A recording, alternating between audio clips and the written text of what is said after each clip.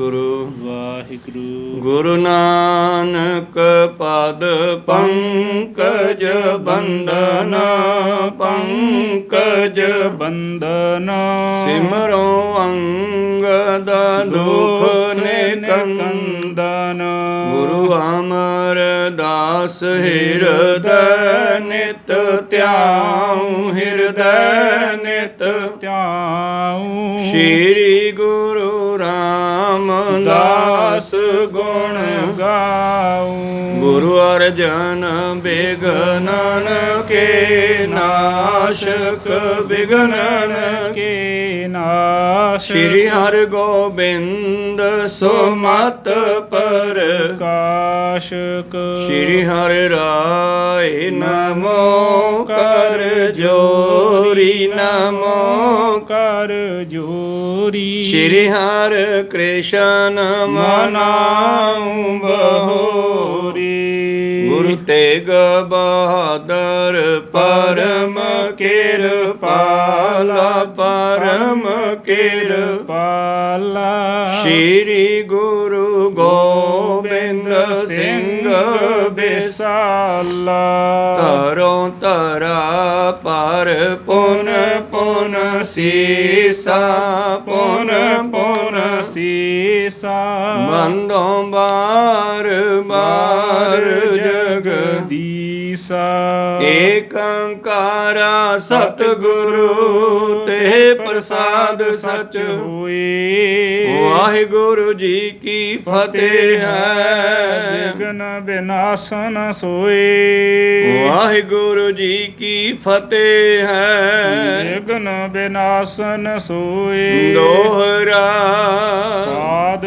ਸੁਦਾ ਸਮ ਫਲ ਮਧੁਰ ਇਹਾ ਕੌਣ ਇਨ ਖਾਏ ਕਿਦੋਂ ਬਾਦੇ ਜਾਵਈ ਮਾਨਵ ਕੋ ਨਾ ਦਿਸਾਏ ਵਾਹਿਗੁਰੂ ਜੀ ਕਾ ਖਾਲਸਾ ਵਾਹਿਗੁਰੂ ਜੀ ਕੀ ਫਤਿਹ ਆਓ ਗੁਰੂ ਪਿਆਰੇ ਗੁਰੂ ਸਵਾਰੇ ਸਤਸੰਗੀ ਜਨੋ ਰੋਜ਼ਾਨਾ ਦੀ ਤਰ੍ਹਾਂ ਪਾਤਸ਼ਾਹ ਜੀ ਕੀ ਅਪਾਰ ਕਿਰਪਾ ਬਖਸ਼ਿਸ਼ ਦਾ ਸਦਕਾ ਅੰਮ੍ਰਿਤ ਵੇਲੇ ਤੋਂ ਲੈ ਕਰਕੇ ਹੀ ਪਾਤਸ਼ਾਹ ਜੀ ਦੇ ਚਰਨਾਂ ਕਮਲਾਂ ਵਿਖੇ ਹਾਜ਼ਰੀਆਂ ਲਵਾ ਰਹੇ ਹੋ ਆਓ ਪਿਛਲੇ ਪਹਿਰਾਂ ਦੇ ਦੀਵਾਨਾਂ ਦੀ ਹਾਜ਼ਰੀ ਭਰਦੇ ਹੋਏ ਇਤਿਹਾਸ ਦੀ ਕਥਾ ਵਿਚਾਰ ਨਾਲ ਜੁੜਨਾ ਕਰੀਏ ਜੀ। ਆਪਾਂ ਵਿਚਾਰਾਂ ਸਰਵਣ ਕਰ ਰਹੇ ਸੀ ਜਦੋਂ ਧੰਨ ਧੰਨ ਸ੍ਰੀ ਗੁਰੂ ਨਾਨਕ ਦੇਵ ਜੀ ਸੱਚਖੰਡ ਤੋਂ ਵਾਪਸ ਚੱਲੇ ਤਾਂ ਸੂਰਤ ਬੰਦਰਗਾਹ ਵਾਲੇ ਪਾਸੇ ਕਹਿੰਦੇ ਪਹਾੜਾਂ ਤੋਂ ਥੱਲੇ ਆਏ ਨੇ ਅੱਗੇ ਇੱਕ ਜੰਗਲ ਆਇਆ ਫਲ ਫਰੂਟ ਦਾ ਬਾਗਾਂ ਦਾ ਬਹੁਤ ਸੁੰਦਰ ਮਿੱਠੇ ਫਲ ਉੱਥੇ ਸਨ।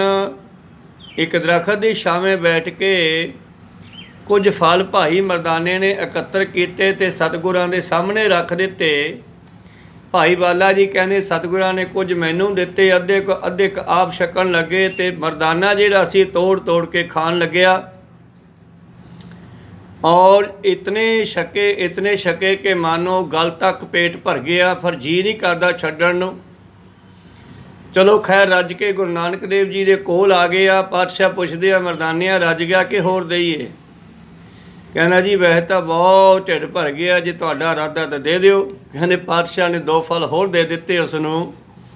ਕਹਿੰਦੇ ਉਸਨੇ ਉਹ ਵੀ ਛਕ ਲਏ ਤੇ ਫਿਰ ਮਰਦਾਨਾ ਪੁੱਛਦਾ ਮਹਾਰਾਜ ਇਤਨੇ ਸਵਾਦਲੇ ਫਲ ਇਹ ਕੋਈ ਖਾਂਦਾ ਵੀ ਹੈ ਕਿ ਐਵੇਂ ਖਰਾਬ ਹੋਈ ਜਾਂਦੇ ਹੈ?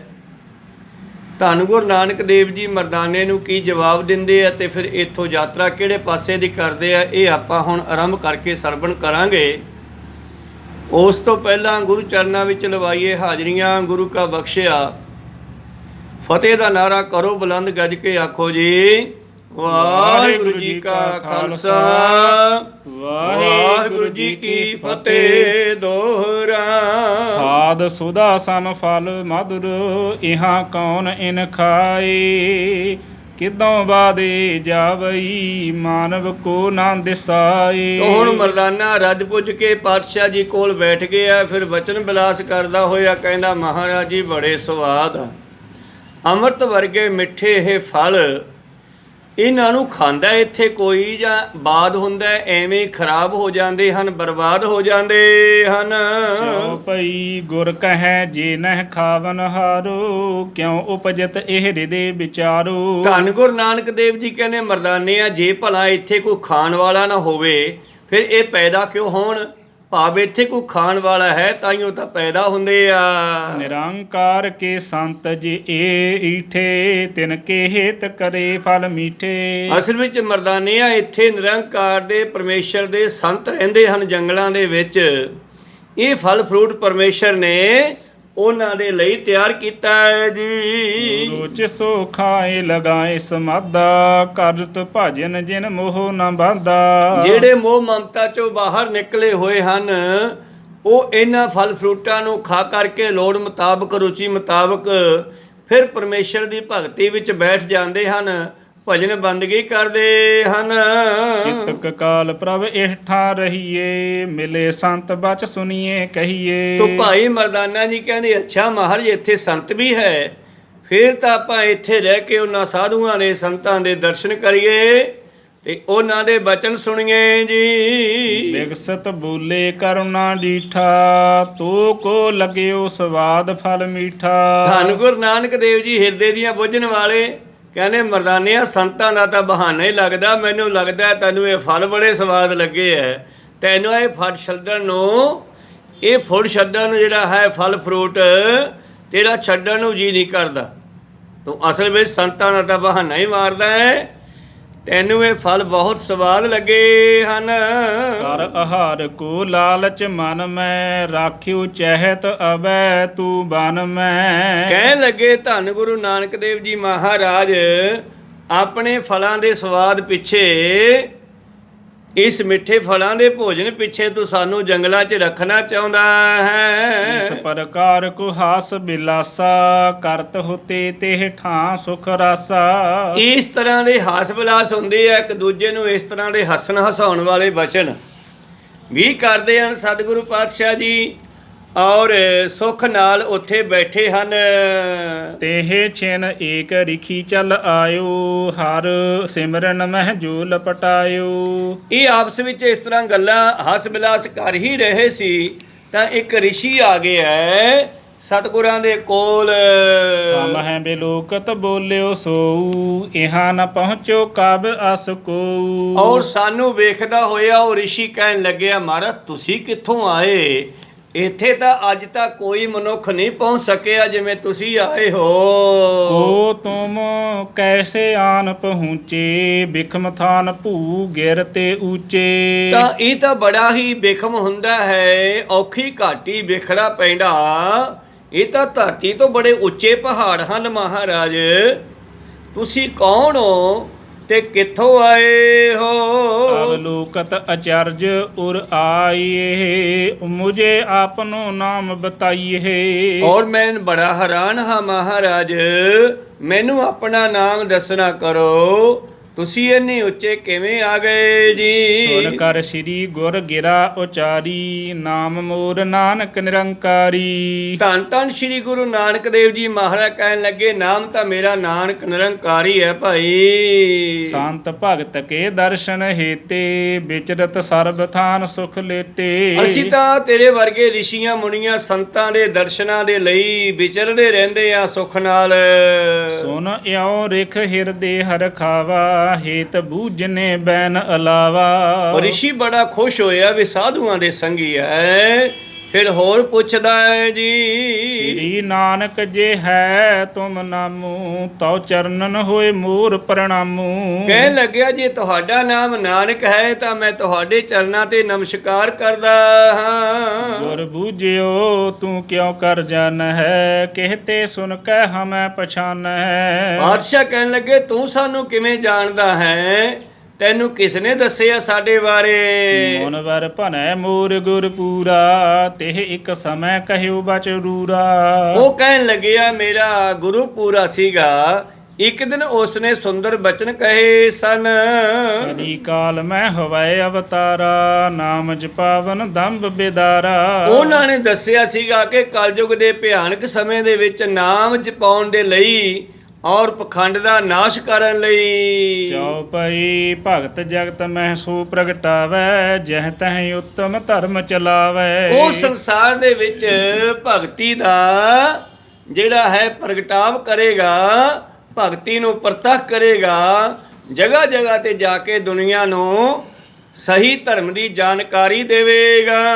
ਤਰਸ ਕਰਤ ਭੀ ਭਾਵਨ ਮੋਹੀ, ਸ੍ਰੀ ਨਾਨਕ ਜੀ ਹੋ ਤੁਮ ਉਹੀ। ਤੋ ਉਸ ਵੇਲੇ ਦੀ ਮੇਰੇ ਮਨ ਵਿੱਚ ਭਾਵਨਾ ਸੀ ਕਿ ਇਹੋ ਜਿਹਾ ਜਿਹੜਾ ਕੋਈ ਰੱਬ ਦਾ ਪਿਆਰਾ ਆਵੇਗਾ, ਮੇਰੇ ਵੀ ਦਰਸ਼ਨ ਹੋ ਜਾਣ ਮੈਨੂੰ ਵੀ, ਤਾਂ ਅੱਜ ਮੈਨੂੰ ਲੱਗਦਾ ਵੀ ਤੁਸੀਂ ਸ਼ਾਇਦ ਉਹੀ ਹੋ। ਚਉਪਈ ਆਸ ਕਹਿ ਬੰਧਨ ਹੇਤ ਸਮੀਪਾ, ਗਇਓ ਜਹਾਂ ਬੇਦੀ ਕੁਲ ਦੀਪਾ। ਥੋੜੀ ਦੂਰ ਖੜ ਕੇ ਗੱਲਬਾਤ ਕਰ ਰਿਹਾ ਸੀਗਾ, ਜਦੋਂ ਪਤਾ ਲੱਗਿਆ ਤੇ ਪਾਤਸ਼ਾਹ ਜੀ ਦੇ ਨੇੜੇ ਆ ਗਏ ਐ। ਨਿਜ ਕਰ ਪਾਰ ਲੈ ਕਏ ਤਿਹ ਸੀਸੰ, ਆਦਰ ਕਰਤ ਭਏ ਜਗਦੀਸ਼ੰ। ਉਹਨਾਂ ਦੇ ਪਵਿੱਤਰ ਚਰਨਾਂ ਨੂੰ ਆਪਣੇ ਹੱਥ ਵਿੱਚ ਫੜ ਕਰਕੇ ਆਪਣੇ ਸੀਸ ਤੇ ਲਾਉਂਦਾ ਹੋਇਆ ਨਮਸਕਾਰ ਕਰਨ ਲੱਗਿਆ। ਪਰ ਧੰਨ ਗੁਰੂ ਨਾਨਕ ਦੇ ਮਹਾਰਾਜ ਜੀ ਨੇ ਉਸ ਨੂੰ ਆਪਣੇ ਚਰਨਾਂ ਤੇ ਜਾਣ ਤੋਂ ਪਹਿਲਾਂ ਹੀ ਬਾਹਾਂ ਤੋਂ ਫੜ ਲਿਆ ਹੈ ਤੇ ਸਤਿਗੁਰਾਂ ਨੇ ਬੜਾ ਸਤਿਕਾਰ ਕੀਤਾ ਹੈ ਜੀ। ਪੂਜਨ ਲੱਗੇ ਕੌਣ ਤੁਮ ਨਾਮੂ, ਗੁਰ ਕੋ ਨਾਮ ਭਨੋ ਅਬਿਰਾਮੂ। ਸਤਿਗੁਰੂ ਪਾਤਸ਼ਾਹ ਜੀ ਕਹਿੰਦੇ ਬਈ ਤੂੰ ਕੌਣ ਹੈ, ਤੇਰਾ ਕੀ ਨਾਮ ਹੈ ਤੇ ਤੇਰੇ ਗੁਰੂ ਦਾ ਕੀ ਨਾਮ ਸੇ। ਮੋਹੇ ਨਾਮ ਕਲਿਆਣ ਲਖੀਜੈ, ਸੀਲ ਸੈਨ ਗੁਰ ਨਾਮ ਜਨੀਜੈ। ਉਹ ਰਿਸ਼ੀ ਕਹਿਣ ਲੱਗਿਆ ਜੀ ਮੇਰਾ ਨਾਮ ਤਾਂ ਹੈ ਕਲਿਆਣ ਤੇ ਮੇਰੇ ਗੁਰੂ ਦਾ ਨਾਮ ਸੀ ਸੀਲ ਸੈਨ। ਤੁਮਰੇ ਦਰਸ ਮਿਲਿਓ ਦੁਖ ਹੰਤਾ, ਜਪ ਤਪ ਸਗਲੇ ਸਫਲ ਭਵੰਤਾ। ਆ ਤੁਹਾਡੇ ਦਰਸ਼ਨ ਕਰਕੇ ਤਾਂ ਮਹਾਰਾਜ ਸਾਰੇ ਦੁੱਖਾਂ ਦਾ ਹੀ ਨਾਸ ਹੋ ਗਿਆ ਹੈ। ਲੱਗਦਾ ਕਿ ਜਪ ਤਪ ਦਾ ਫਲ ਵੀ ਅੱਜ ਮਿਲ ਗਿਆ ਮੈਨੂੰ। ਕਿਉ ਮਿਲ ਗਮਨਿਓ ਆਸ਼ਰਮ ਆਪਨ, ਜਹ ਬਹੁ ਤਪੀ ਕਰਹਿ ਵੱਡ ਤਾਪਨ। ਤੋ ਇਹਨਾਂ ਦਾ ਥੋੜੀ ਦੂਰੀ ਤੇ ਡੇਰਾ ਹੋਣਾ, ਸਾਧੂ ਇਕੱਠੇ ਬੈਠੇ ਹੋਣਗੇ। ਕਹਿੰਦੇ ਇੱਥੋਂ ਇੱਕ ਕਲਿਆਣ ਨਾਮ ਦਾ ਰਿਸ਼ੀ ਜਿਹੜਾ ਹੈ ਆਪਣੇ ਸਾਥੀਆਂ ਕੋਲ ਚਲਿਆ ਗਿਆ। ਫਿਰਦੇ ਰਹਿਓ ਅਦਕ ਹਰ ਖਾਈ, ਸਭ ਹਿਨ ਕੋ ਸੁਧ ਜਾਏ ਸੁਨਾਈ। ਔਰ ਬੜਾ ਖੁਸ਼ ਹੈ ਤੇ ਜਾ ਕੇ ਆਪਣੇ ਸਾਥੀ ਰਿਸ਼ੀਆਂ ਨੂੰ ਇਹ ਖਬਰ ਦਿੰਦਾ ਹੈ ਜੀ। ਸ੍ਰੀ ਨਾਨਕ ਜਿਨ ਕੀ ਸ਼ੁਭ ਬਾਤਾ, ਕਰਤ ਹੋ ਤੋ ਕਬ ਕਬ ਮਿਲ ਤਾਤਾ। ਔਰ ਕਹਿਣ ਲੱਗਿਆ ਓਏ ਮਿੱਤਰੋ,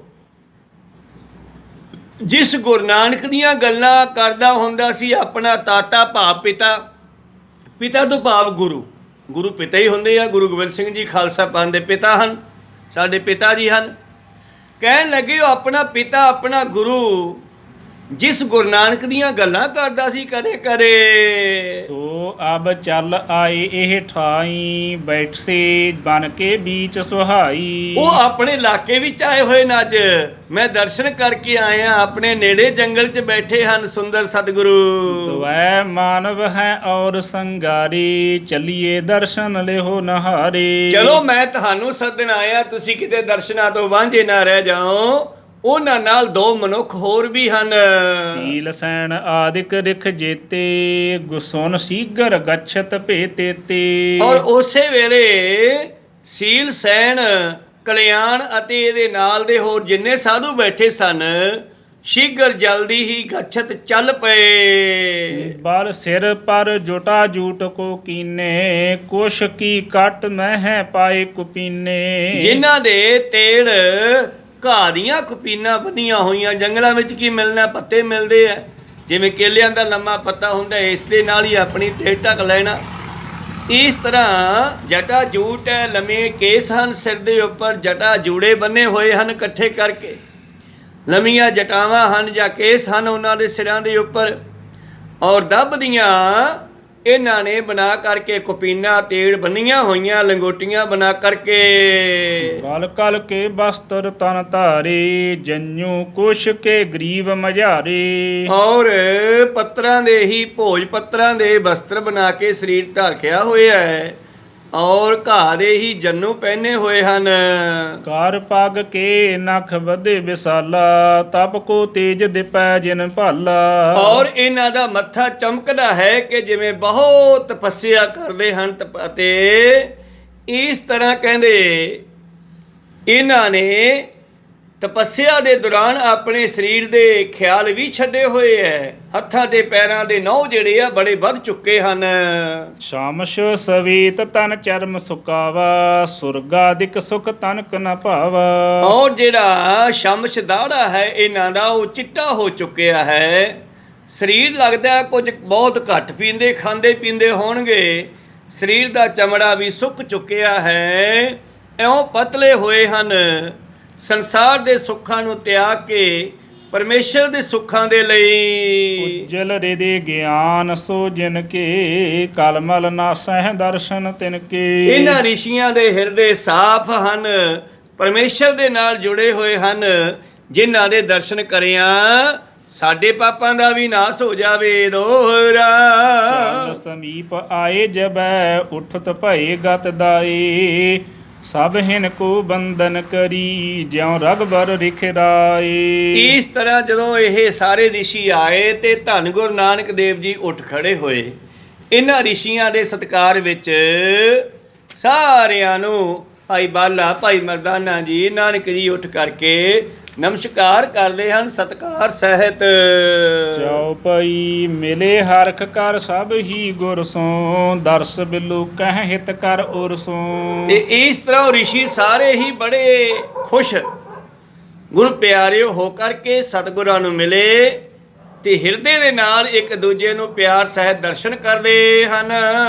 ਅਨੇਕ ਵਿਦਿਨ ਕੀ ਉਸਤਤ ਕੀਨੀ, ਚਰਨ ਕਮਲ ਰਤ ਮਹਿ ਮਤ ਭੀਨੀ। ਔਰ ਇਸ ਤਰ੍ਹਾਂ ਉਹ ਰਿਸ਼ੀ ਸਤਿਗੁਰਾਂ ਦੀਆਂ ਸਿਫਤਾਂ ਕਰਨ ਲੱਗੇ ਤੇ ਸਤਿਗੁਰੂ ਰਿਸ਼ੀਆਂ ਦੀਆਂ ਸਿਫਤਾਂ ਕਰਨ ਲੱਗੇ। ਸਤਿਗੁਰੂ ਵੀ ਬਰਾਬਰ ਸਤਿਕਾਰ ਦਿੰਦੇ ਆ ਜਦੋਂ ਕੋਈ ਰੱਬ ਦਾ ਪਿਆਰਾ ਮਿਲਦਾ। ਤਾਂ ਇਸ ਤਰ੍ਹਾਂ ਜਿਨ੍ਹਾਂ ਦੇ ਹਿਰਦੇ ਰੱਬ ਦੇ ਰੰਗ ਵਿੱਚ ਰੰਗੇ ਹੋਏ ਹਨ। ਨਿਰੰਕਾਰ ਤੁਮ ਬਨੇ ਅਕਾਰ, ਬਹੁ ਨਰ ਤਾਰੋ ਗੇ ਸੰਸਾਰ। ਔਰ ਰਿਸ਼ੀਆਂ ਨੇ ਕਿਹਾ ਵਾਹ ਮਹਾਰਾਜ, ਤੁਸੀਂ ਤਾਂ ਖੁਦ ਪਰਮੇਸ਼ਰ ਨਿਰੰਕਾਰ ਹੋ, ਮਨੁੱਖਾ ਜਨਮ ਧਾਰ ਕੇ ਦੁਨੀਆ ਤਾਰਨ ਆਏ ਹੋ। ਇਹ ਸਥਾਨ ਨਿਜ ਸੇਵਕ ਜਾਣੇ, ਆਏ ਦਰਸ਼ ਦੀਏ ਦਇਆ ਨਿਧਾਨੇ। ਔਰ ਕਿਰਪਾ ਦਿਆਲੂ ਕਿਰਪਾਲੂ ਸਤਿਗੁਰੂ, ਤੁਸੀਂ ਆਪ ਨਿਰੰਕਾਰ ਇੱਥੇ ਆਪਣੇ ਸੇਵਕਾਂ ਨੂੰ ਬੈਠੇ ਜਾਣ ਕੇ ਦਰਸ਼ਨ ਦੇ ਕੇ ਨਿਹਾਲ ਕੀਤਾ ਜੀ। ਭਏ ਕਿਰਤਾਰਥ ਹਾਮ ਸਭ ਤਬ ਤੇ, ਦਰਸ਼ ਬਿਲੋਕੀਏ ਤੁਮਰਾ ਜਬ ਤੇ। ਤੇ ਮਹਾਰਾਜ ਤੁਹਾਡੇ ਦਰਸ਼ਨ ਕਰਦੇ ਸਾਡਾ ਕਿਰਤਾਰਥ ਜੀਵਨ ਸਫਲਾ ਹੋ ਗਿਆ ਹੈ। ਸਾਡੀ ਕਿਰਤ ਭਾਵ ਸਾਡਾ ਜਪ ਤਪ ਅੱਜ ਸਫਲਾ ਹੋਇਆ ਹੈ ਜੀ। ਦੀਨਾਨਾਥ ਦਇਆਲ ਗੁਸਾਈ, ਭਗਤ ਵਸ਼ਲ ਤੁਮ ਬਿਰਦ ਸਦਾਈ। ਇਸ ਤਰ੍ਹਾਂ ਮਹਾਰਾਜ ਅਸੀਂ ਕਿਰਤ ਹੋ ਗਏ ਹਾਂ। ਇਹਦਾ ਦੂਸਰਾ ਅਰਥ ਹੈ ਕਿਰਤਾਰਥ ਦਾ ਕਿਰਤ ਹੋਣਾ, ਖੁਸ਼ ਹੋ ਜਾਣਾ। ਅਸੀਂ ਬਹੁਤ ਖੁਸ਼ ਹੋ ਗਏ ਹਾਂ ਮਹਾਰਾਜ ਤੁਹਾਡੇ ਮਿਲ ਕਰਕੇ। ਹੇ ਦੀਨਾਨਾਥ ਭਾਵ ਗਰੀਬਾਂ ਦੇ ਮਾਲਕੋ, ਦਿਆਲੂ ਕਿਰਪਾਲੂ ਗੁਸਾਈ ਸਤਿਗੁਰੂ, ਤੁਸੀਂ ਤਾਂ ਭਗਤਾਂ ਨੂੰ ਪਿਆਰ ਕਰਨ ਵਾਲੇ ਹੋ ਸਦਾ ਹੀ। ਦੋਹਰਾ ਜਪ ਤਪ ਸੰਜਮ ਅਦਿਕ ਜੋ ਕੀਨੇ ਹਮ ਹਿਤ ਲਾਈ, ਸਫਲ ਭਈ ਹੈ ਆਜ ਸੋ ਤੁਮਰਾ ਦਰਸ਼ਨ ਪਾਈ। ਹਾਂ, ਬਸ ਇਸੇ ਕੰਮ ਦੇ ਲਈ ਬੰਦਾ ਤਪੱਸਿਆ ਕਰਦਾ ਪਰਮੇਸ਼ਰ ਮਿਲ ਜਾਵੇ। ਤੇ ਕਿਸੇ ਬਿਰਲੇ ਨੂੰ ਪਛਾਣ ਆਈ ਹੈ ਬਾਬੇ ਨਾਨਕ ਦੀ ਕਿ ਖੁਦ ਪਰਮੇਸ਼ਰ ਹੀ ਆਇਆ ਹੈ। ਜਿਨ੍ਹਾਂ ਨੂੰ ਪਛਾਣ ਆਈ ਹੈ ਉਹਨਾਂ ਨੇ ਮਾਨੋ ਇਹ ਗੱਲ ਮੰਨ ਲਈ ਹੈ ਕਿ ਜਿਸ ਕੰਮ ਲਈ ਤਪੱਸਿਆ ਅਸੀਂ ਆਰੰਭ ਕੀਤੀ ਸੀ ਉਹ ਕਾਰਜ ਸਾਡਾ ਅੱਜ ਪੂਰਾ ਹੋ ਗਿਆ ਹੈ। ਸਾਨੂੰ ਖੁਦ ਨਿਰੰਕਾਰ ਨਰਾਇਣ ਬਣ ਕੇ ਪਰਮੇਸ਼ਰ ਦਾ ਰੂਪ ਨਾਨਕ ਬਣ ਕੇ ਮਿਲਣਾ ਕੀਤਾ ਹੈ। ਕਹਿੰਦੇ ਸਾਡਾ ਜਪ ਤਪ ਤਪੱਸਿਆ ਸੰਜਮ ਵਰਤ ਆਦਿ ਰੱਖਣੇ, ਜੋ ਵੀ ਅਸੀਂ ਧਰਮ ਦੇ ਕਾਰਜ ਕੀਤੇ ਚਿੱਤ ਲਾ ਕੇ ਹਿੱਤ ਲਾ ਕੇ, ਉਹ ਸਾਡੇ ਅੱਜ ਪੂਰੇ ਹੋ ਗਏ ਕਿਉਂਕਿ ਤੁਸੀਂ ਮਿਲ ਗਏ ਹੋ। ਤੁਹਾਡੇ ਲਈ ਹੀ ਤਾਂ ਕੀਤਾ ਸਭ ਕੁਝ। ਚਉਪਈ ਸ੍ਰੀ ਪ੍ਰਭੂ ਭਨੈ ਧਨ ਸਤ ਸੰਗਾ, ਜਿਸ ਮੈਂ ਚੜ੍ਹੇ ਨਾਮ ਕੋ ਰੰਗਾ। ਧੰਨ ਗੁਰੂ ਨਾਨਕ ਦੇਵ ਜੀ ਕਹਿੰਦੇ ਨਹੀਂ ਰਿਸ਼ੀਮਾਨ, ਅਸਲ ਸਤ ਸੰਗਤ ਵੱਡੀ ਹੈ। ਸੱਚ ਦੇ ਨਾਲ ਜੁੜਨਾ ਹੀ ਪਰਮੇਸ਼ਰ ਦੇ ਰੰਗ ਦਾ ਚੜਾਉਣਾ ਹੁੰਦਾ ਹੈ। ਵੱਡ ਭਾਗੀ ਸਤ ਸੰਗਤ ਪਾਵੈ, ਭਾਗਹੀਨ ਭਰਮ ਚੋਟਾਂ ਖਾਵੈ। ਬਿਨ ਭਾਗਾ ਸਤ ਸੰਗ ਨ ਲੱਭੈ, ਬਿਨ ਸੰਗਤ ਮੈਲ ਭਰੀਜੈ ਜੀਓ। ਤੋ ਇਸ ਤਰ੍ਹਾਂ ਸਤਿਗੁਰੂ ਪਾਤਸ਼ਾਹ ਜੀ ਸਤਸੰਗ ਨੂੰ ਵੱਡੀ ਕਹਿੰਦੇ ਆ ਵਾਕਿਆ ਹੀ। ਕਿਉਂਕਿ ਜਦੋਂ ਰੱਬ ਦੇ ਪਿਆਰਿਆਂ ਦੇ ਵਿੱਚ ਜਾ ਕੇ ਬੈਠਦੇ ਆ ਤੇ ਸਾਨੂੰ ਉਸ ਦੀ ਜਾਣਕਾਰੀ, ਉਹਦਾ ਗਿਆਨ, ਉਸ ਦਾ ਰੰਗ ਚੜ੍ਹਦਾ ਹੈ ਜੀ। ਜਨਮ ਮਰਨ ਕੋ ਦੁਖ ਅਧਿਕਾਈ, ਨਾਸੈ ਸਤਿਗੁਰ ਨਾਮ ਧਿਆਈ। ਸਤਸੰਗ ਦੇ ਵਿੱਚ ਬੈਠ ਕੇ ਜਦ ਅਸੀਂ ਪਰਮੇਸ਼ਰ ਦਾ ਨਾਮ ਜਪਣਾ ਕਰਦੇ ਹਾਂ ਤੇ ਸਾਡਾ ਜੰਮਣਾ ਮਰਨਾ ਕੱਟਿਆ ਜਾਂਦਾ ਜੀ। ਪਰਮੇਸ਼ੁਰ ਗੁਣ ਰਮਣ ਸੰਪਰੀਤਾ, ਧਨ ਸੇ ਨਰ ਉਰ ਧਾਰੈ ਨੀਤਾ। ਔਰ ਪਰਮੇਸ਼ਰ ਦੇ ਗੁਣਾਂ ਨੂੰ ਗ੍ਰਹਿਣ ਕਰਨ ਵਾਲੇ ਹਨ ਜਿਹੜੇ ਪ੍ਰੀਤੀ, ਪ੍ਰੇਮ ਦੇ ਨਾਲ, ਪ੍ਰੀਤ ਦੇ ਨਾਲ, ਉਹ ਮਨੁੱਖ ਵੀ ਧਨ ਹੁੰਦੇ ਹਨ। ਇਸ ਬਿਦ ਕਹਿ ਸੁਨ ਤਿੰਨ ਸੋ ਬਾਣੀ, ਬਿਦਾ ਰਿਖਨ ਤੇ ਭੇ ਸੁਖ ਦਾਨੀ। ਇਸ ਤਰ੍ਹਾਂ ਉਹਨਾਂ ਰਿਸ਼ੀਆਂ ਦੇ ਨਾਲ ਇਸ ਤਰ੍ਹਾਂ ਦੀ ਅਨੇਕਾਂ ਤਰ੍ਹਾਂ ਦੀਆਂ ਗੱਲਾਂ ਬਾਤਾਂ ਕਰਕੇ ਧੰਨ ਗੁਰੂ ਨਾਨਕ ਦੇਵ ਜੀ ਨੇ ਉੱਥੋਂ ਚਾਲੇ ਪਾ ਦਿੱਤੇ ਜੀ। ਸਭ ਹਿਨ ਸੋ ਮਿਲ ਬੰਧਨ ਕਰੀ, ਜਾਨੀ ਰਿਖਨ ਸਫਲ ਸੋ ਘਰੀ। ਔਰ ਸਾਰਿਆਂ ਨੂੰ ਸਾਰਿਆਂ ਨੇ ਹੱਥ ਬੰਨ੍ਹ ਕੇ ਨਮਸਕਾਰ ਕੀਤੀ। ਰਿਸ਼ੀਆਂ ਨੇ ਵੀ ਹੱਥ ਬੰਨ੍ਹ ਕੇ ਸਤਿਗੁਰਾਂ ਨੂੰ ਨਮਸਕਾਰ ਕੀਤੀ ਤੇ ਆਪਣਾ ਜੀਵਨ ਮਾਨੋ ਸਫਲਾ ਸਮਝਿਆ। ਤੇ ਤੇ ਗਮਨੇ ਤਤ ਛਿਨ ਆਏ, ਗੇਰ ਘਿਰਾਨ ਜਿਹੇ ਬਿਟਪ ਸੁਹਾਏ। ਔਰ ਇੱਥੋਂ ਫਿਰ ਥੱਲੇ ਉਤਰਦੇ ਜਾ ਰਹੇ ਆ। ਹੁਣ ਪਹਿਲਾਂ ਚੜ੍ਹ ਰਹੇ ਸੀ ਸਮੇਰ ਪਰਬਤ ਤੋਂ, ਗੋਰਖਨਾਥ, ਧਰੂਪ ਭਗਤ, ਦੱਤਾਤਰੇय ਆਦਿ ਰਿਸ਼ੀਆਂ ਕੋਲੋਂ ਹੁੰਦੇ ਹੋਏ ਸੱਚਖੰਡ ਸਿਰੇ ਤੇ ਪਹੁੰਚੇ ਸਨ। ਉਥੋਂ ਥੱਲੇ ਨੂੰ ਉਤਰਨ ਲੱਗੇ ਹਨ। ਅਗਲਾ ਪਹਾੜ ਆਇਆ ਹੈ, ਅਗਲਾ ਇਲਾਕਾ ਆਇਆ ਜਿਸ ਨੂੰ ਘਿਰਾਨ ਕਹਿੰਦੇ ਹਨ, ਜਿੱਥੇ ਬਹੁਤ ਸਾਰੇ ਦਰਖਤ ਲੱਗੇ ਹਨ। ਇੱਕ ਸਰ ਸੁੰਦਰ ਤਹਾਂ ਸੁਹਾਵਨ, ਨਿਰਮਲ ਨੀਰ ਅਦਕ ਮਨ ਭਾਵਨ। ਘਿਰਾਨ ਤੋਂ ਅੱਗੇ ਇੱਕ ਜਗ੍ਹਾ ਆਈ ਆ ਜਿੱਥੇ ਸਮਤਲ ਜਗ੍ਹਾ ਹੈ ਤੇ ਬੜਾ ਸੁੰਦਰ ਜਲ ਦਾ ਸਰੋਵਰ ਹੈ। ਬੈਠ ਗਏ ਤਿਹ ਕੈ ਤਟ ਜਬ ਹੀ, ਮਰਦਾਨਾ ਬੋਲਿਓ ਬਚ ਤਬ ਹੀ। ਔਰ ਸੁੰਦਰ ਜੀ ਜਗ੍ਹਾ ਦੇਖ ਕੇ ਪਾਤਸ਼ਾਹ ਉੱਥੇ ਬੈਠ ਗਏ। ਬੈਠਣ ਤੋਂ ਬਾਅਦ ਭਾਈ ਮਰਦਾਨਾ ਜੀ ਕਹਿਣ ਲੱਗੇ, ਇਹ ਸਥਾਨ ਰਿਖ ਰਹਿ ਕੇ ਨਾਹੀ, ਜੇ ਕੋ ਹੋਏ ਮਿਲਿਓ ਪ੍ਰਭ ਤਾਹੀ। ਕਹਿਣ ਲੱਗਿਆ ਮਰਦਾਨਾ ਪਾਤਸ਼ਾਹ ਇੱਥੇ ਵੀ ਕੋਈ ਰਿਸ਼ੀ ਰਹਿੰਦਾ ਹੈ? ਜੇ ਹੈ ਤਾਂ ਫਿਰ ਚਲੋ ਮਿਲੀਏ। ਸੰਤਨ ਸੰਗ ਮਿਲਨ ਭਲ ਹੂਵਤ, ਜਿਨ ਬਚ ਜਲ ਕਲ ਮਲ ਮਲ ਧੂਵਤ। ਸੰਤਾਂ ਦੇ ਨਾਲ ਮਿਲਣ ਦੇ ਨਾਲ ਫਾਇਦਾ ਹੀ ਹੁੰਦਾ, ਭਲਾ ਹੀ ਹੁੰਦਾ। ਕਹਿੰਦੇ ਆ ਨਾ ਪ੍ਰੀਤਮ ਬਾਣੀ ਵਿੱਚ ਵੀ, ਸੰਤ ਮਿਲੈ ਕੇ ਸੁਣੀਐ ਕਹੀਐ, ਮਿਲੈ ਅਸੰਤ ਮਸਟ ਕਰ ਰਹੀਐ। ਬਾਬਾ ਬੋਲਣਾ ਕਿਆ ਕਹੀਐ, ਜੈਸੇ ਰਾਮ ਨਾਮ ਰਵ ਰਹੀਐ ਦੇ ਮਹਾਵਾਕ ਅਨੁਸਾਰ ਇੱਥੇ ਜੇ ਕੋਈ ਸੰਤ ਹੈ ਤਾਂ ਮਿਲਾਉਣਾ ਕਰੋ ਜੀ। ਦੋਹਰਾ ਇਸ ਘਰ ਪਰ ਰਿਖ ਏਕ ਹੈ, ਮਿਲੈ ਆਪਸ ਆਈ। ਅਸ ਕਹਿ ਸ੍ਰੀ ਪ੍ਰਭ ਦਇਆ ਨਿਦ, ਨਾਹਨ ਲੱਗੇ ਤੇ ਥਾਏ। ਬਾਦਸ਼ਾਹ ਕਹਿੰਦੇ ਮਰਦਾਨੀ ਆ, ਇੱਥੇ ਇੱਕ ਰਿਸ਼ੀ ਰਹਿੰਦਾ, ਆਪ ਹੀ ਆਊਗਾ ਮਿਲਣ ਵਾਸਤੇ ਆਪਾਂ ਨੂੰ, ਆਪਾਂ ਇਸ਼ਨਾਨ ਕਰੀਏ।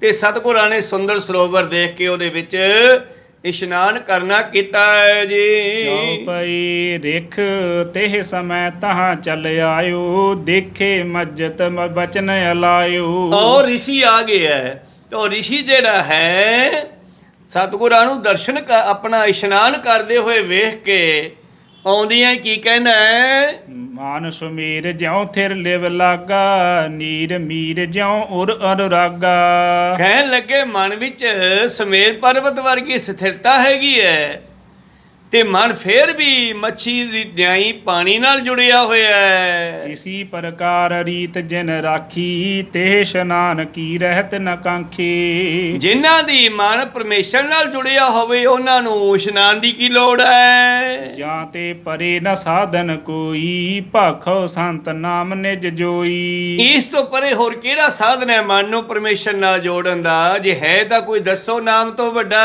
ਸੁਨ ਕਰ ਬੋਲੇ ਮਾਇਆ ਨਿਧਾਨਾ, ਧਨ ਰਿਖੀ ਤੁਮ ਪਰਮ ਸੁਜਾਨਾ। ਧੰਨ ਧੰਨ ਸ੍ਰੀ ਗੁਰੂ ਨਾਨਕ ਦੇਵ ਜੀ ਮਾਇਆ ਨਿਧਾਨ ਭਾਵ ਦਇਆ ਦੇ ਖਜ਼ਾਨੇ। ਕਹਿਣ ਲੱਗੇ ਧੰਨੋ ਰਿਸ਼ੀ ਜੀ, ਤੁਸੀਂ ਵੀ ਧੰਨ ਹੋ, ਸਿਆਣੇ ਹੋ। ਏਕ ਓੰਕਾਰ ਚਰਨ ਸਰਜੂ ਹੈ, ਤਿਹ ਕੋ ਲਖੋ ਮੀਨ ਮਨ ਮੋਹ ਹੈ। ਪਾਣੀ ਵਿੱਚ ਤਾਂ ਨਹਾਉਣਾ ਕੋਈ ਮਾੜੀ ਗੱਲ ਨਹੀਂ, ਤੇ ਮੇਰਾ ਮਨ ਮੱਛੀ ਦੀ ਨਿਆਈ ਸਰੋਵਰ ਨਾਲ ਨਹੀਂ ਜੁੜਿਆ ਹੋਇਆ ਨਾਲੇ। ਦੋਹਰਾ ਇਸ ਕਰਕੇ ਮੇਰਾ ਮਨ ਜਿਹੜਾ ਹੈ ਪਰਮੇਸ਼ਰ ਦੇ ਚਰਨਾਂ ਰੂਪੀ ਸਰੋਵਰ ਨਾਲ ਜੁੜਿਆ ਹੋਇਆ ਹੈ। ਤੂੰ ਮੈਨੂੰ ਪਾਣੀ ਵਿੱਚ ਨਹਾਉਂਦਾ ਦੇਖ ਕੇ ਕਹਿ ਰਿਹਾ ਹੈ ਕਿ ਮਨ ਪਰਮੇਸ਼ਰ ਨਾਲ ਜੁੜਿਆ ਹੋਵੇ ਤੇ ਫਿਰ ਪਾਣੀ ਦੀ ਕੀ ਲੋੜ ਹੈ ਨਹਾਉਣ ਦੀ। ਇਸੇ ਵਿਸ਼ੇ ਤੇ ਇੱਕ ਛੋਟੀ ਜਿਹੀ ਵਿਚਾਰ ਮੇਰੇ ਯਾਦ ਆ ਗਈ। ਧੰਨ ਧੰਨ ਸ੍ਰੀ ਗੁਰੂ ਨਾਨਕ ਦੇਵ ਮਹਾਰਾਜ ਜੀ ਦੇ ਕੋਲ ਇੱਕ ਸਿੱਖ ਆਉਂਦਾ ਰੋਜ਼, ਔਰ ਉਹ ਕੀ ਵੇਖਦਾ ਕਿ ਤੜਕੇ ਤੜਕੇ ਅੰਮ੍ਰਿਤ ਵੇਲੇ ਸਤਿਗੁਰੂ ਜਿਹੜਾ ਹੈ ਬੇਈ ਨਦੀ ਤੇ ਜਾਂਦੇ ਆ, ਜਾਂ ਕਰਤਾਰਪੁਰ ਦੀ ਗੱਲ ਹੈ, ਰਾਵੀ ਨਦੀ ਤੇ ਜਾਂਦੇ ਹਨ। ਧੰਨ ਗੁਰੂ ਨਾਨਕ ਦੇਵ ਜੀ ਰਾਵੀ ਤੇ ਇਸ਼ਨਾਨ ਕਰਨ ਜਾਂਦੇ ਆ, ਤੇ ਇਹ ਸਿੱਖ ਵੀ ਤੜਕੇ ਤੜਕੇ ਦਰਸ਼ਨ ਕਰਨ ਆਉਂਦਾ ਹੈ। ਇੱਕ ਦਿਨ ਇਹਦੇ ਮਨ ਵਿੱਚ ਫੁਰਨਾ ਆ ਗਿਆ ਵੀ ਸ਼ਾਇਦ ਧੰਨ ਗੁਰੂ ਨਾਨਕ ਦੇਵ ਜੀ ਉੱਥੇ ਨਦੀ ਦੇ ਉੱਤੇ ਨਾ ਜਲ ਦੇਵਤੇ ਦੀ ਆਰਾਧਨਾ ਕਰਨ ਜਾਂਦੇ ਆ, ਤੇ ਬਾਬਾ ਜੀ ਤਾਂ ਕੋਈ 1 ਵਜੇ ਜਾਂਦੇ ਹੋਣਗੇ, 12:30 ਜਾਂਦੇ ਹੋਣਗੇ, ਇਹ ਉਸ ਤੋਂ ਵੀ ਪਹਿਲਾਂ ਹੀ ਚੱਲ ਪਿਆ। ਕਹਿੰਦੇ ਜਦੋਂ ਨਦੀ ਵੱਲ ਜਾ ਰਹੇ ਆ ਇਸ਼ਨਾਨ ਕਰਨ ਦੇ ਲਈ, ਤੇ ਅੱਗੋਂ ਕਹਿੰਦੇ ਇੱਕ ਮਨੁੱਖ ਆ ਰਿਹਾ ਜਿਹਦੇ ਹੱਥ ਵਿੱਚ ਮੱਛੀ ਫੜੀ ਹੋਈ ਆ। ਇਹਨੇ ਪੁੱਛਿਆ ਜੀ ਤੁਸੀਂ ਕੌਣ? ਕਹਿੰਦਾ ਮੈਂ ਜਲ ਦੇਵਤਾ ਜੀ, ਉਹਦੀ ਨਿਸ਼ਾਨੀ ਆ, ਹੱਥ ਵਿੱਚੋਂ ਮੱਛੀ ਰੱਖਦਾ। ਕਹਿੰਦੇ ਜਿਸ ਵੇਲੇ ਉਹਨੇ ਪੁੱਛਿਆ ਵੀ ਤੂੰ ਕੌਣ? ਕਹਿੰਦਾ ਮੈਂ ਜਲ ਦੇਵਤਾ। ਕਹਿੰਦੇ ਤੁਸੀਂ ਕਿੱਥੇ ਚੱਲੇ ਹੋ? ਕਹਿੰਦੇ ਮੈਂ ਤਾਂ ਗੁਰੂ ਨਾਨਕ ਦੇਵ ਨਮਸਕਾਰ ਕਰਨ ਚੱਲੇ ਆ। ਕਹਿੰਦੇ ਤੁਸੀਂ ਨਮਸਕਾਰ ਕਰਨ ਚੱਲੇ ਹੋ? ਹਾਂ। ਕਹਿੰਦੇ ਮੈਂ ਉਹਨਾਂ ਦੀ ਪੂਜਾ ਆਰਾਧਨਾ ਕਰਨਾ, ਉਹ ਸਾਡੇ ਮਾਲਕ ਹੈ ਸਾਰੀ ਸ੍ਰਿਸ਼ਟੀ ਦੇ। ਕਹਿੰਦੇ ਯਾਰ ਮੈਂ ਤਾਂ ਸੋਚਿਆ ਸੀਗਾ ਬਾਬਾ ਨਾਨਕ ਤੇਰੀ ਆਰਾਧਨਾ ਕਰਦਾ ਹੋਊਗਾ ਨਦੀ ਤੇ ਆ ਕੇ। ਕਹਿੰਦੇ ਜਾ ਕਮਲਿਆ, ਉਹ ਤਾਂ ਸਾਡੇ ਮਾਲਕ ਹੈ, ਮੈਂ ਉਹਨੂੰ ਨਮਸਕਾਰ ਕਰਨ ਚੱਲੇ ਆ। ਹਾਂ। ਤਾਂ ਉਹ ਦੋਨੇ ਵਾਪਸ ਆ ਗਏ ਧੰਨ ਗੁਰੂ ਨਾਨਕ ਦੇਵ ਜੀ ਕੋਲ। ਪਾਤਸ਼ਾਹ ਕਹਿੰਦੇ ਸਿੱਖਾ ਅੱਜ ਕਿਵੇਂ ਐਡੀ ਸਦੇਹਾ? ਕਹਿੰਦੇ ਮਹਾਰਾਜ ਮੈਂ ਤਾਂ ਕੁਝ ਹੋਰ ਹੀ ਸੋਚਿਆ ਤੇ ਨਿਕਲਿਆ ਕੁਝ ਹੋਰ ਹੀ। ਕਹਿੰਦੇ ਕਿਵੇਂ? ਮਹਾਰਾਜ ਮੈਂ ਸੋਚਿਆ ਵੀ ਤੁਸੀਂ ਨਦੀ ਤੇ ਇਸ਼ਨਾਨ ਕਰਨ ਜਾਂਦੇ ਹੋ, ਤੜਕੇ ਜਲ ਦੇਵਤੇ ਦੀ ਪੂਜਾ ਕਰਦੇ ਹੋਗੇ, ਮੈਂ ਵੀ ਕਰਿਆ ਕਰਾਂ। ਪਰ ਗਾਹ ਗਿਆ ਤਾਂ ਅੱਗੋਂ ਜਲ ਦੇਵਤਾ ਆਵੇ, ਇਹ ਕਹਿੰਦਾ ਉਹ ਤਾਂ ਸਾਡੇ ਮਾਲਕ ਹਨ, ਅਸੀਂ ਉਹਨਾਂ ਦੀ ਪੂਜਾ ਕਰਨੀ ਆ। ਮਹਾਰਾਜ ਮੈਨੂੰ ਭੁਲੇਖਾ ਪੈ ਗਿਆ। ਫਿਰ ਤੁਸੀਂ ਉੱਥੇ ਕੀ ਲੈਣ ਜਾਂਦੇ ਹੋ? ਕਹਿੰਦੇ ਇਸ਼ਨਾਨ ਕਰਨ। ਸਿੱਖਾ ਗੱਲ ਸੁਣ, ਬਾਣੀ ਦਾ ਬਚਨ, ਤਿੰਨਾਂ ਦਰਿਆਵਾਂ ਸਿਓ ਦੋਸਤੀ, ਜਿਨ ਮਨ ਮੁਖ ਸੱਚਾ ਨਾਓ। ਜਿਨ੍ਹਾਂ ਨੇ ਪਰਮੇਸ਼ਰ ਦੇ ਨਾਲ ਪਿਆਰ ਹੁੰਦਾ, ਉਹ ਤੜਕੇ ਉੱਠ ਕੇ ਪਹਿਲਾਂ ਪਾਣੀ ਨਾਲ ਦੋਸਤੀ ਕਰਦੇ ਆ, ਭਾਵ ਇਸ਼ਨਾਨ ਕਰਦੇ ਆ। ਆਪਾਂ ਤੜਕੇ ਉੱਠਣ ਸਾਰ ਕੁਰਲੀ ਕਰਦੇ ਆ, ਪਾਣੀ ਪਿਤਾ ਜਗਤ ਕਾ ਫਿਰ ਪਾਣੀ ਸਭ ਖਾਏ। ਤੋ ਇਸ ਕਰਕੇ ਪਾਣੀ ਵਰਤਦੇ ਆ। ਸਿੱਖਾ ਜਿਨ੍ਹਾਂ ਦਾ ਨਾਮ ਨਾਲ ਪਿਆਰ ਆ, ਉਹ ਪਾਣੀ ਵੀ ਵਰਤਦੇ ਹਨ, ਪਰ ਉਹ ਪਾਣੀ ਨਾਲ ਜੁੜੇ ਨਹੀਂ ਹੁੰਦੇ ਉਸ ਤਰ੍ਹਾਂ ਜਿਵੇਂ ਦੁਨੀਆ ਜਲ ਧਾਰੇ ਕਰਦੀ ਹੈ। ਤਾਂ ਇਸ ਰਿਸ਼ੀ ਨੇ ਵੀ ਸਤਿਗੁਰਾਂ ਨੂੰ ਇਹੀ ਬਚਨ ਕਿਹਾ ਕਿ ਸ਼ਾਇਦ ਤੁਸੀਂ ਮਨ ਤਾਂ ਸਮੇਰ ਦੀ ਨਿਆਈ ਰੁਕਿਆ ਹੋਇਆ ਹੈ, ਪਰ ਫਿਰ ਵੀ ਮੱਛੀ ਦੇ ਤਰ੍ਹਾਂ ਪਾਣੀ ਨਾਲ ਜੁੜੇ ਹੋਏ ਹੋ। ਧੰਨ ਗੁਰੂ ਨਾਨਕ ਦੇਵ ਜੀ ਕਹਿੰਦੇ ਧੰਨ ਰਿਸ਼ੀ ਤੁਸੀਂ ਸਿਆਣੇ ਹੋ, ਪਰ ਸਾਡਾ ਮਨ ਪਰਮੇਸ਼ਰ ਦੇ ਚਾਨਣਾ ਰੂਪੀ ਸਰੋਵਰ ਨਾਲ ਜੁੜਿਆ ਹੋਇਆ ਹੈ। ਮੈਂ ਉਹਦੀ ਮੱਛੀ ਹਾਂ, ਮੇਰਾ ਮਨ ਦੋਹਰਾ ਤਿਹ ਵਿਛੁਰਨ ਤੇ ਤਰਫ ਕੈ, ਨਾਨਕ ਮਰੈ ਪਛਾਨ। ਮੈਂ ਇਸ ਪਾਣੀ ਨਾਲ ਨਹੀਂ ਜੁੜਿਆ ਹੋਇਆ, ਮੈਂ ਪਰਮੇਸ਼ਰ ਦੇ ਨਾਮ ਨਾਲ ਜੁੜਿਆ ਤੇ ਚਰਨਾਂ ਨਾਲ ਜੁੜਿਆ। ਜਿਵੇਂ ਮੱਛੀ ਪਾਣੀ ਤੋਂ ਵਿਛੜ ਕੇ ਤੜਫ ਜਾਂਦੀ ਹੈ, ਮੈਂ ਉਸ ਨੂੰ ਭੁਲਾ ਕਰਕੇ ਵਿਛੜ ਕਰਕੇ ਤੜਫ ਜਾਂਦਾ ਹਾਂ। ਜਿਵੇਂ ਬਚਨ ਹੈ ਆਖਾਂ ਜੀਵਾਂ ਵਿਸਰੈ ਮਰ ਜਾਓ, ਆਖਣੇ ਔਖਾ ਸਾਚਾ ਨਾਉ। ਇਹ ਤਰੰਗ ਮੈਂ ਰਹਿਣ ਦਿਨ, ਕੀਲ ਕਰੈ ਸੁਖ ਮਾਨ। ਤਾਂ ਇਹ ਗੱਲ ਯਾਦ ਰੱਖੋ ਰਿਸ਼ੀ ਜੀ, ਇਹ ਨਾਨਕ ਜਿਹੜਾ ਹੈ ਪਰਮੇਸ਼ਰ ਦੇ ਨਾਮ ਦੀਆਂ ਤਰੰਗਾਂ ਵਿੱਚ ਇਸ਼ਨਾਨ ਕਰਦਾ, ਸੁਖ ਮਾਣਦਾ ਦਿਨ ਰਾਤ। ਨੌ ਦਰ ਸਰਵਹਿ ਸਦਾ ਹੀ, ਆਤਮ ਲੀਨਤਾ ਜੋਏ। ਇਹ ਜਿਹੜੇ ਸਾਡੇ 9 ਦਰਵਾਜ਼ੇ ਹਨ, ਜਿਹੜੇ ਬੜੇ ਮੈਲੇ ਹੋ ਚੁੱਕੇ ਹਨ, ਇਹ 9 ਦਰਵਾਜ਼ੇ, 2 ਅੱਖਾਂ, 2 ਕੰਨ, 2 ਨਾਸਿਕਾ, ਮੂੰਹ ਔਰ 2 ਗਿਆਨ ਏਲੇ ਇੰਦਰੇ, ਇਸ ਤਰ੍ਹਾਂ 9 ਹੋਏ। ਇਹਨਾਂ ਸਾਰਿਆਂ ਵਿੱਚ ਹੀ ਮੈਲ ਜੰਮਦੀ ਰਹਿੰਦੀ ਹੈ। ਸ਼ੁੱਧ ਹੋਤ ਜਲ ਕੇ ਮਿਲੇ, ਉਚਿਤ ਇਸ਼ਨਾਨਹਿ ਹੋਏ। ਹਾਂ, ਪਾਣੀ ਦੇ ਨਾਲ ਦੋਸਤੀ ਕਰ ਲਵੇਂ। 9 ਗਿਆਨ ਇੰਦਰੀਆਂ ਨੂੰ, 9 ਕਰਮ ਇੰਦਰੀਆਂ ਨੂੰ ਜੋ ਸਰੀਰ ਤੇ ਸਾਡੇ ਲੱਗੇ ਹੋਏ ਹਨ, 9 ਦੁਆਰੇ, ਇਹਨਾਂ ਨੂੰ ਸਾਫ਼ ਕਰਨ ਦੇ ਲਈ ਪਾਣੀ ਵਰਤਣਾ ਪੈਂਦਾ ਹੈ। ਮਨ ਨੂੰ ਸਾਫ਼ ਕਰਨ ਦੇ ਲਈ ਪਰਮੇਸ਼ਰ ਦੀ ਬਾਣੀ ਦੀ ਲੋੜ ਹੈ ਸਾਨੂੰ। ਇਸ ਕਰਕੇ ਮੈਂ ਇਸ਼ਨਾਨ ਤਾਂ ਕਰਦਾ ਸਰੀਰ ਨੂੰ ਸਾਫ਼ ਕਰਨ ਲਈ। ਜਦੋਂ ਸਤਿਗੁਰਾਂ ਨੇ ਨਾਨਕ ਸ਼ਬਦ ਦੀ ਇੱਥੇ ਵਰਤੋਂ ਕੀਤੀ, ਚੌਪਈ ਨਾਨਕ ਨਾਮ ਸੁਨਿਓ ਰਿਖ ਜਬ ਹੀ, ਬੰਧਨ ਕਰੀ ਬੰਦ ਤਬ ਹੀ। ਕਹਿਣ ਲੱਗੇ ਰਿਸ਼ੀ ਨੇ ਸੋਚਿਆ ਸ਼ਾਇਦ ਕੋਈ ਇਹ ਸਾਧੂ ਹੋਣਾ ਹੈ, ਇਸ ਕਰਕੇ ਉਹਨੇ ਬਚਨ ਕੀਤਾ। ਪਰ ਜਦੋਂ ਹੀ ਸਤਿਗੁਰਾਂ ਨੇ ਨਾਨਕ ਸ਼ਬਦ ਵਰਤਿਆ, ਕਿ ਇਹ ਨਾਨਕ ਉਸ ਦੇ ਪਰਮੇਸ਼ਰ ਦੇ ਚਰਨਾਂ ਨਾਲ ਜੁੜਿਆ ਹੋਇਆ ਹੈ। ਇਹਨੂੰ ਪਤਾ ਲੱਗਿਆ ਵੀ ਇਹ ਤਾਂ ਨਾਨਕ ਹੈ ਜੋ ਮਾਤ ਲੋਕ ਦੇ ਦੁਨੀਆ ਨੂੰ ਤਾਰਨ ਆਏ ਹਨ। ਇਹ ਪੈਰੀ ਪੈ ਗਿਆ। ਕਹਿਨ ਲੱਗਿਓ ਕੀਨੀ ਬਹੁ ਦਇਆ ਤੁਮ ਹਰ ਰੂਪ ਦਰਸ਼ ਮੁਝ ਦਇਆ। ਕਹਿਣ ਲੱਗਿਆ ਵਾਹ ਮਹਾਰਾਜ ਮੈਨੂੰ ਪਤਾ ਨਹੀਂ ਸੀਗਾ, ਮੈਂ ਤਾਂ ਕੋਈ ਆਮ ਸਾਧੂ ਜਾਣ ਕੇ ਬਚਨ ਕਰ ਬੈਠਾ, ਤੁਸੀਂ ਤਾਂ ਖੁਦ ਪਰਮੇਸ਼ਰ ਹੋ। ਆਪਣਾ ਜਾਣ ਕੇ ਦਇਆ ਕੀਤੀ, ਦਰਸ ਦਿੱਤੇ। ਹਉ ਅਨਜਾਨ ਨਾ ਪੂਰਬ ਜਾਣਿਓ ਅਬ ਜਾਣੇ